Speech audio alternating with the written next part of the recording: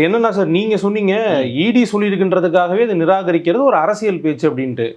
அவங்க ஒரு லெட்டர் கொடுத்ததா சொல்லப்படுது. அந்த லெட்டரை இவங்க வாங்கி பேசுவாங்க. அதை உடனே அமைச்சர் கே நேரு அவர்கள் கூட அதிமுக முடிச்சு போறது, அதுவும் அப்ப அரசியல் தானே? அப்படி இல்லை சார்.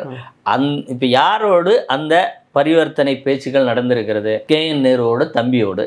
KN நேரு தம்பிக்கும் நகராட்சி துறைக்கும் என்ன சம்பந்தம் இருக்குது? KN நேரு அதனுடைய அமைச்சராக இருப்பதனால தானே அந்த தொடர்புகள் வருகிறது. அப்போ இது யாரை நாங்கள் KN நேருவுக்கும் வேறு அமைச்சருக்கும் தொடர்பு போட முடியுமா? அவரோட தம்பியை கூட நீங்கள் குற்றச்சாட்டினீங்கன்னா ஓகே. நேரடியாக அமைச்சர் சார், அதாவது எந்த அமைச்சரும் நேரடியாக பணம் வாங்குவாங்களா? அப்போ செந்தில் பாலாஜி வழக்கில் கூட எடுத்துக்கோங்க. போக்குவரத்து துறையில் கண்டக்டருக்கு இவ்வளவு, டிரைவருக்கு இவ்வளோக்கு, மெக்கானிக் இவ்வளோன்னு வாங்கியிருக்காங்க.